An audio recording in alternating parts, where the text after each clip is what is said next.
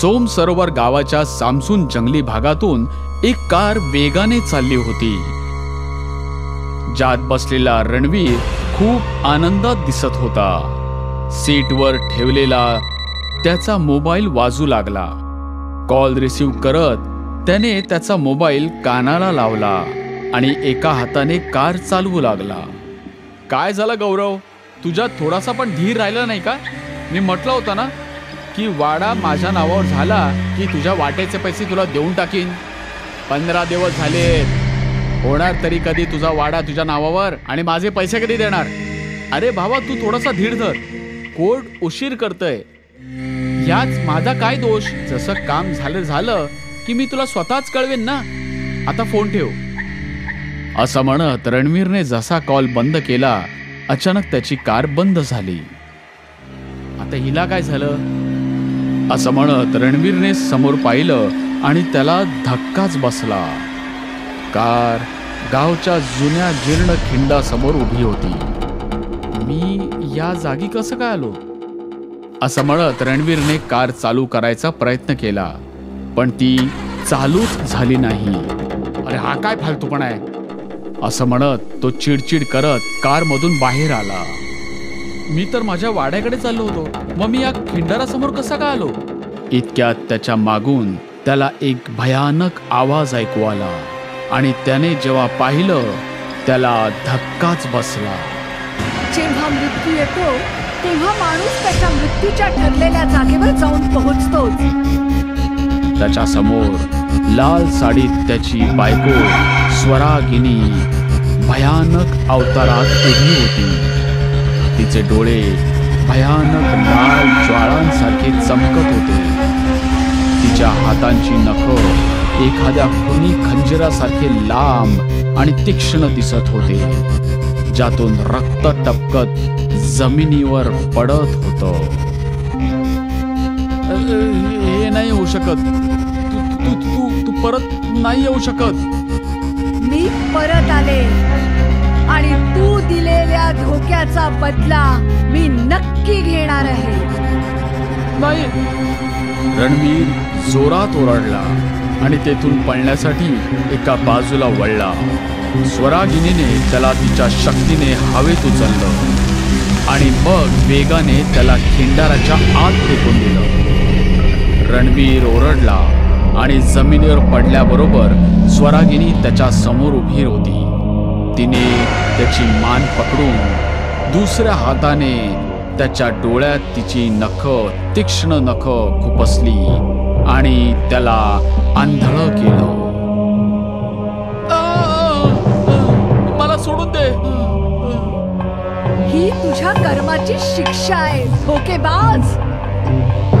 असं म्हणत स्वरागिनीने रणवीरची मान पकडून पूर्ण गोल फिरवून टाकली आणि त्याला एका झटक्यात संपवून टाकलं.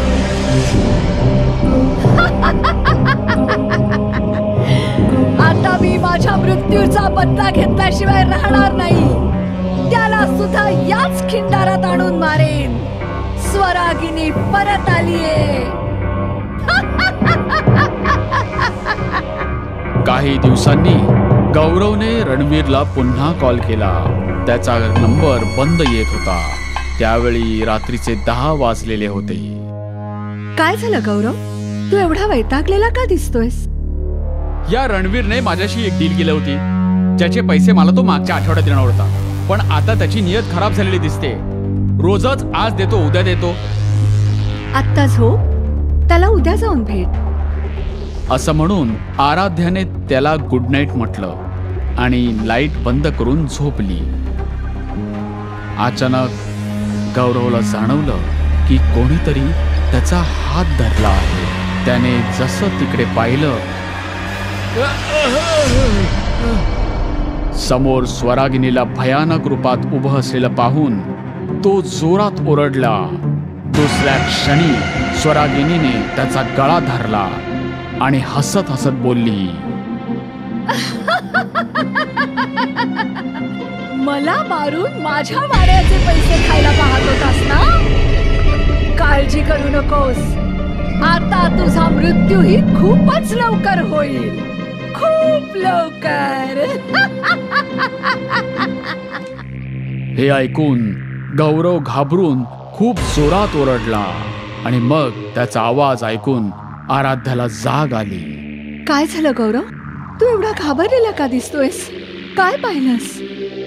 हे ऐकून गौरव काहीही बोलला नाही आणि त्याची भीती लपवत म्हणाला, बहुतेक एखादं वाईट स्वप्न पाहत होतो.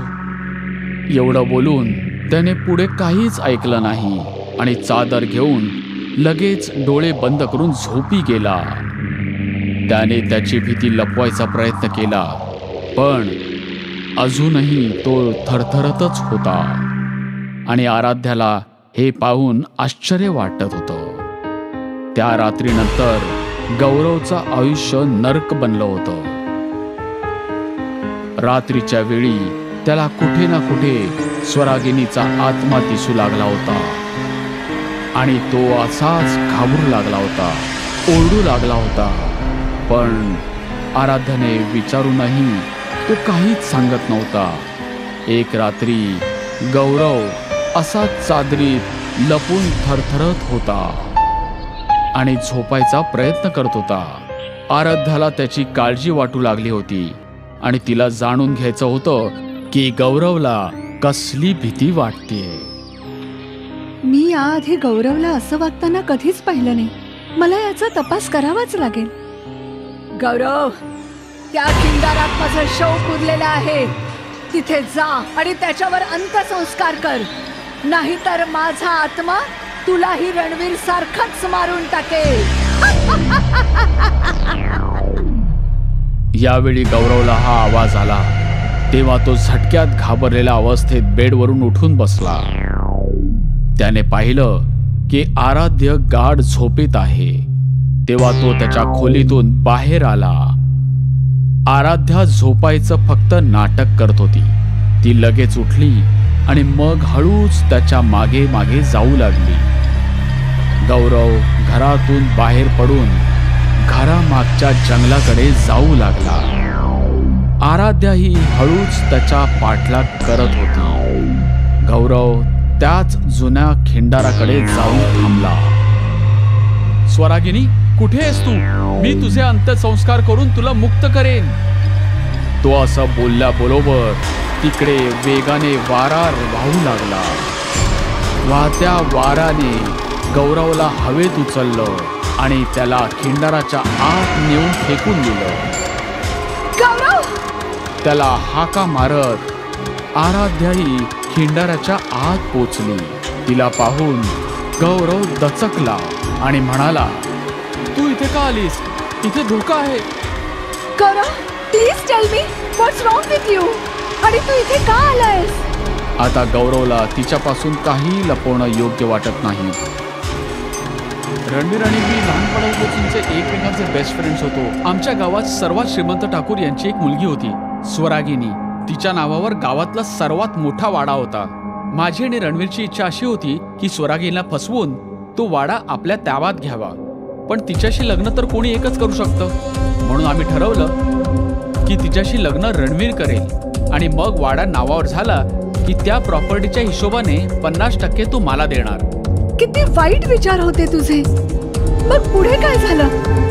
लग्नानंतर स्वरागिनी तो वाडा रणवीरच्या नावावर करायला तयार नव्हती आणि रणवीरने जर तिच्यावर जबरदस्ती केली असती तर तिला कळलं असतं की तो तिच्यावर प्रेमाचं फक्त नाटक करतोय. म्हणून मी आणि रणवीरने प्लॅन बनवला की स्वरागिनीला मार्गातून दूर करून टाकायचं. एका रात्री रणवीरने स्वरागिनीला क्लोरोफॉर्मचा वास देऊन बेशुद्ध केलं आणि मग आम्ही तिला घेऊन इथे आलो. आम्ही तिला मारून इथल्याच कच्च्या जमिनीत पुरून टाकलं.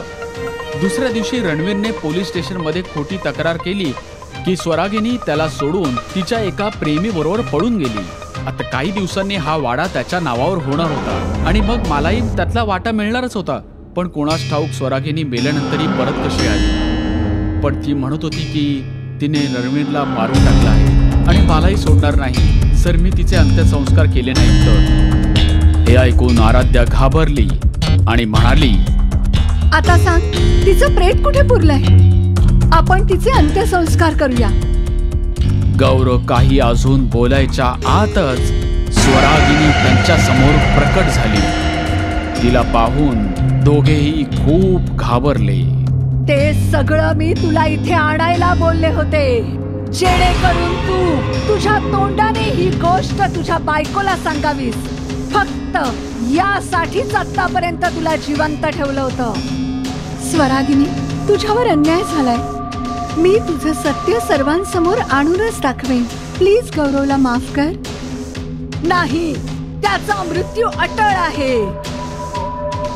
असं म्हणत स्वरागिनी गौरवची मान पकडली आणि त्याला पुन्हा एकदा भिंतीवर फेकून दिलं.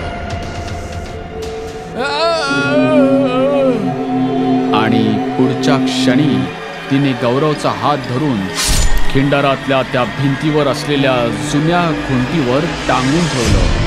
ती खुंटी गौरवच्या छातीत आरपार गेली होती आणि तो तिथेच टांगलेला राहिला. माझा बदला पूर्ण झाला. असं म्हणत तिने आराध्याकडे पाहिलं.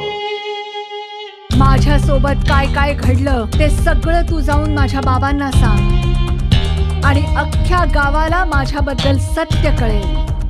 त्या वाड्यावर दुसऱ्या कोणाची वाईट नजर पडावी अशी माझी इच्छा नाही. म्हणून बाबांना सांग की त्या वाड्यात गावातल्या मुलांसाठी एक शाळा उघडली जावी. आता मी जात आहे, पण जर यापुढे कोणत्याही मुलीला एखाद्या मुलाने फसवायचा प्रयत्न केला तर स्वरांगिनी परत येईल.